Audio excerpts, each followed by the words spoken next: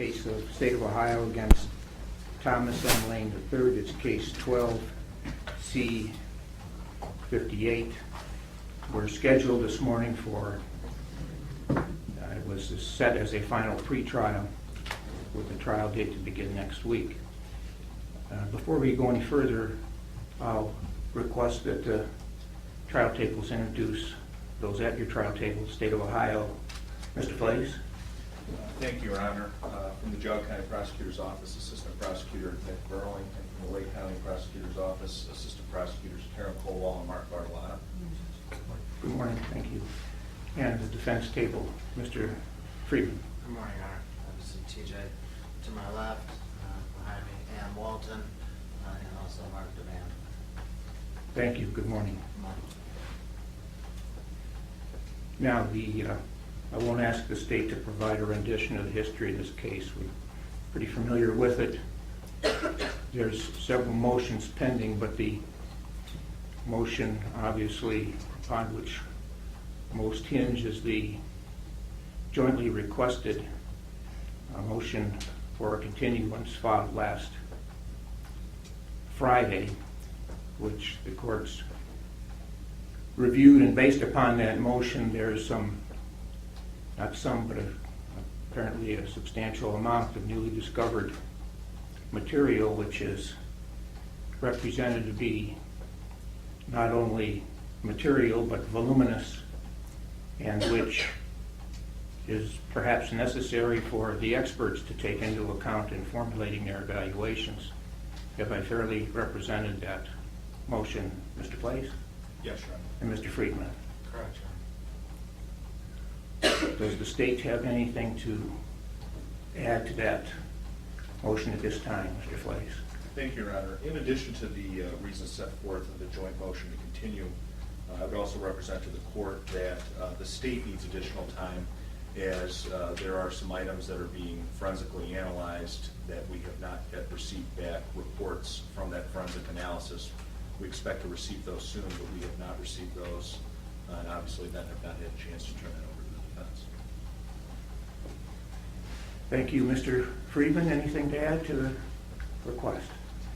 No, Your Honor. Appreciate Mr. Blaze's representations to the court, and upon receipt of all evidence, we will timely evaluate it and move forward. But I agree that at this time, without that evidence, neither party, but particularly the defense, could not fairly move forward to trial.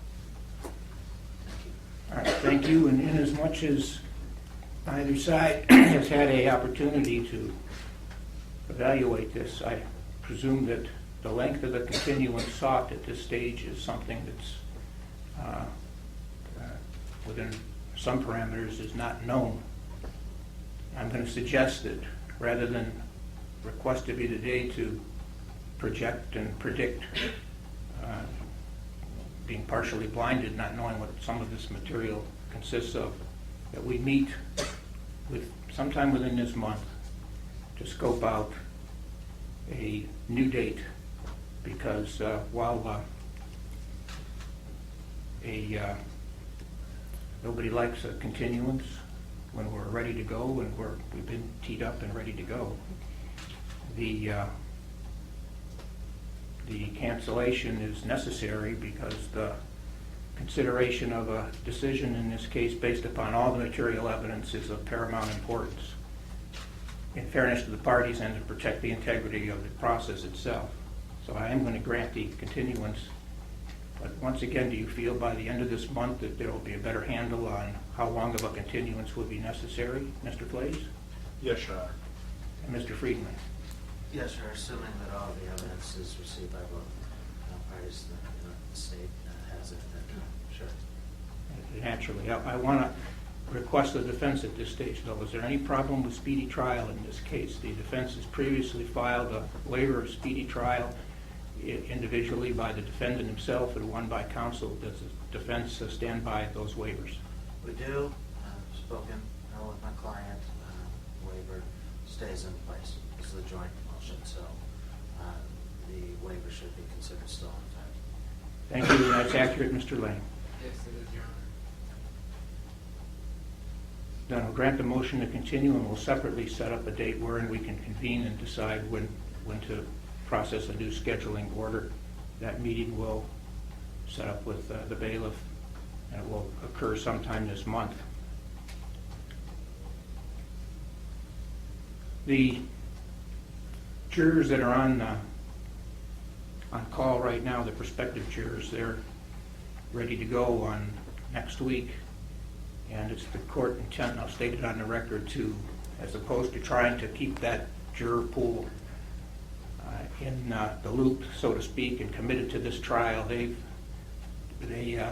received their notices to serve back in November, and they planned accordingly and scheduled their time of service for the middle of this month going forward. And I don't think it'd be fair to them to ask them to now reboot and readjust their lives for yet another possible substantial period of time to commit to the case. So I'm going to discharge that group of jurors, and when we get a new date, we'll start anew with a new group.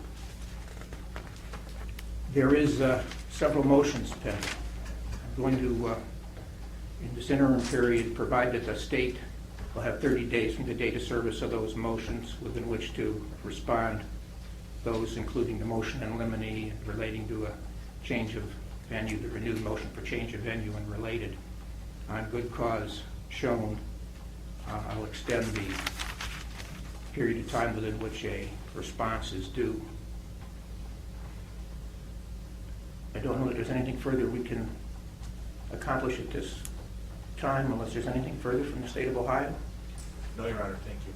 Mr. Friedman? No, Your Honor. Thank you. Is there anything that either party wishes to place upon the record at this point that we haven't discussed? No, Your Honor. Mr. Fleiss? No, Your Honor. Mr. Friedman? All right, thank you. And we're adjourned, and we'll see you later this month.